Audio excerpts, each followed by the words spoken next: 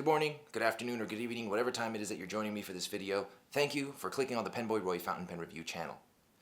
Before I get started, I want to say a big thank you to all of my viewers. It's because of you guys that I feel like I put everything that I possibly can into every single one of my videos.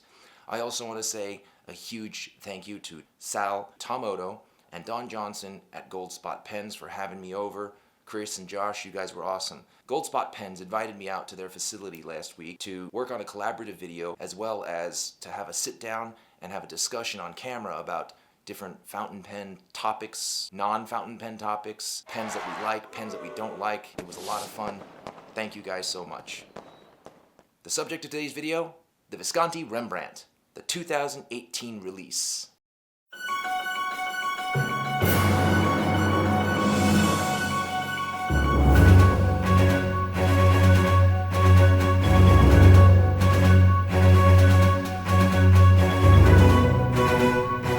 So the Visconti Rembrandt has been released for several years now. Every year, what Visconti likes to do is they like to release different colors. As the name indicates, Rembrandt, the colors and the swirls and whatnot is designed to emulate Rembrandt's art style. I believed them until the 2018 series came out. I think, and this is in no way proven, but I think it's just important to note that if you take a look at the names of the pens, starting with this one here that I have, it's called the Dark Forest. And then they have two others.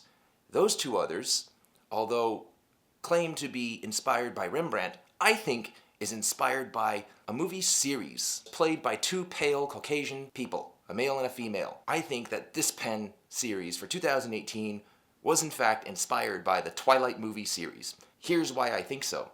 Because two of the three pens are named after two of the three movies in the series of movies. We have the Dark Forest, which is pretty neutral, but then there's the Twilight color. And then there's a third color. Now, if this doesn't give it away, I don't know what will, but that one's called Eclipse. The only thing that could make it more obvious is if they decide to make another series and they name it Edward and Bella, Werewolf and Vampire. I'm just saying, I can't say for certain that this is what the person was doing, or whoever decided to make these pens and name them was thinking that, but if I had to bet $10 on it, I would say that some Italian dude or gal was sitting in Visconti. They just binge watched all the Twilight movies. They fell in love with that pale white dude and that pale pretty white chick, and they just said, you know what, we're gonna name these after all the movies. I don't know, it's possible. Let me give you some background information. Visconti was started in the 80s by a guy named Dante Del Vecchio. He looks exactly like Thor's dad. They look the same. One of them makes thunder, the other one makes pens. Dante Del Vecchio is the one that makes pens. He's been doing so with Visconti. I guess they disagreed on something and they pushed him out of his own company, and now they're starting to do stuff like make triangle love story inspired fountain pens. I'm just kidding, that may not be true. In 2018, they released this series here. Not only are the colors new, but the nibs are new. Let me get into the neutral zone. Elements about this pen that are neither good or bad, or could be good or bad depending on you. Now, I'd like to start with our nib. When it comes to our nib, they've redesigned the nib from a standard box stainless steel nib that was proprietary to previous editions. This pen here is slightly different. It has two breather holes, and it just reminds me of that fish with too many eyes from The Simpsons. In addition to the additional breather holes that this pen has, another distinguishing factor is the logoing and scroll work on the nib has changed as well. On one side it reads Calligraphy, on the other side it says the brand name of Visconti. It looks real nice. On the flip side, you have our feed. Now the feed is also slightly different. It still has that V that indicates the feed is made by Visconti. But what it also has here is in between the fins, you'll notice that it has written on it in relief style the word Visconti. Because a lot of times what happens is as you're looking at your nib, inspecting it, by the time you turn it over, you may have forgotten the brand that you're holding in your hand. But just to remind you, it's right there between the fins. And just so you know, there's a circle following the name Visconti. Now that is to indicate the nib size. This one here is an extra fine, and obviously one circle means extra fine. As with all the Visconti Rembrandts, the cap closes using a magnet. Nice, solid click. You also have the top finial. The top finial has that little disc that's removable with a magnet. The clip is spring-loaded, supposed to be super tough and indestructible. laser engraved etching of the word Visconti. The center band is also different from previous models. You're not going to believe what this one says right underneath where the clip is. It says Visconti. And all the way on the other side, made in Italy. The color of this pen is called Dark Forest. From what I understand, the base color is black, and it has a whole bunch of foresty green swirls mixed into it. Very nice look. The grip section of the pen, as always with the Rembrandt series, is made of metal, has metal threads. It comes with it a standard international cartridge and a converter. The grip section threads screw into the body, which also has a sleeve in there. It is also made of metal, so you don't have to worry about metal on resin threads. The pen as a whole is a tubular, round, cigar-shaped pen with slight tapering at the end. At the end you have a metal finial with no markings of any kind. The pen is made of a resin, which is called variegated resin.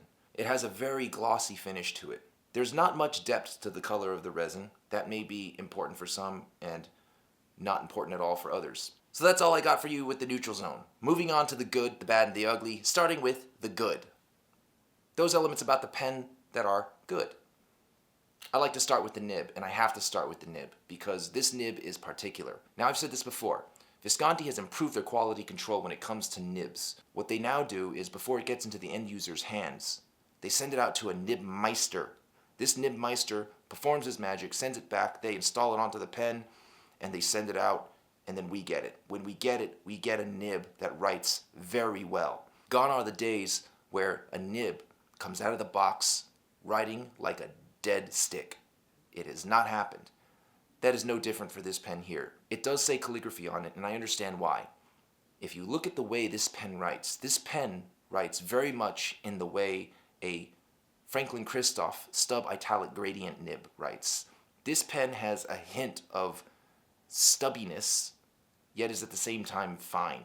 It has a very generous ink flow. Maybe it's because of the mutated double breather hole. If you're going for a very calligraphic look, this gets the job done. Comparing it to a Franklin Christoph stub italic gradient nib, as much as I love the Franklin Christoph Sig nibs, I really have to say that I prefer this one. This one is far more smoother and has less of a bite against the page when you're going across. This one is very smooth. It has a hint of italic quality to it. It's a very unique writer. So basically what you have here is a fountain pen whose identity is in italic quality. That's probably why they call it calligraphy.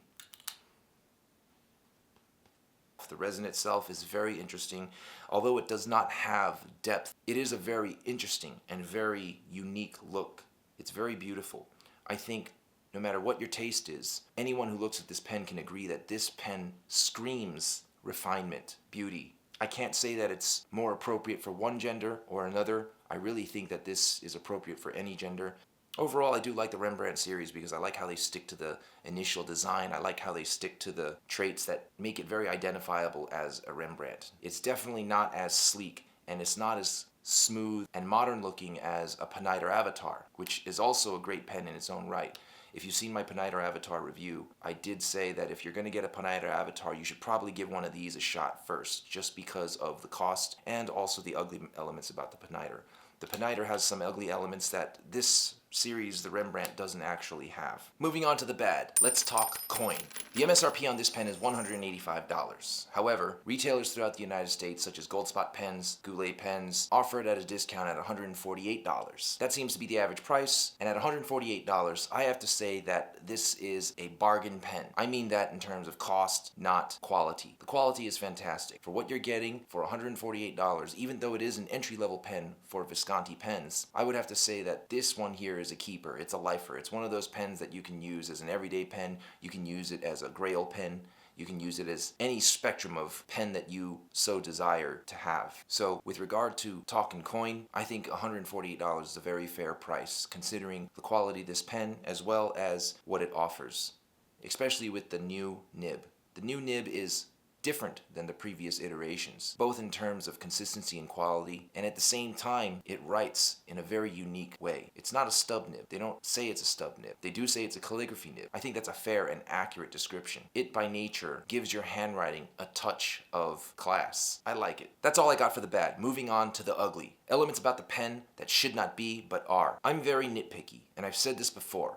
I am anally retentive about details. Now, when it comes to the ugly, with previous iterations of the Visconti Rembrandts, what I've always noticed was by posting the pen, what you would cause is a circular ring that wraps around the body of the pen. I've noticed that less with the newer versions of the Rembrandts. The reason I think that this happens less now is because I do believe that Visconti does listen to every time someone whines about something wrong with the pen, and they fix it. If you post the pen, what you'll notice is there is about 1/2 millimeter to 3/4 of a millimeter of space surrounding the body of the pen and the cap center band. What this does is it prevents the center band from touching the body of the pen, eliminating evidence that the pen center band was in that position. I've been using this pen for as long as I had it, for a couple of weeks now, and I've noticed that there hasn't been that scratchy circular ring around the body. That would have been an ugly aspect that doesn't exist anymore. And in the worst case scenario, let's say you do get one of those rings because maybe you handled it a little too rough, what you can do is you can take a jeweler's cloth and you can polish it out. This pen is pretty beast. I love this pen, something that used to exist but doesn't really exist anymore. So in essence, there is no ugly, which is actually a good thing. That's all I have for the ugly. It's high noon. Decision-making time. Should you or should you not pull the trigger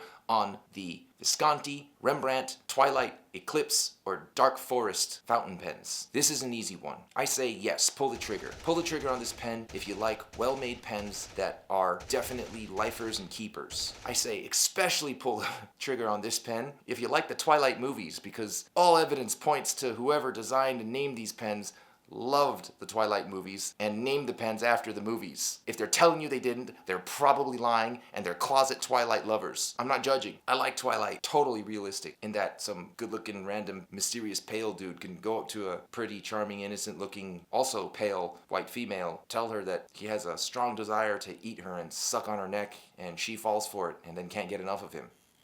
But I say definitely pull the trigger on this pen. I love the Rembrandt series.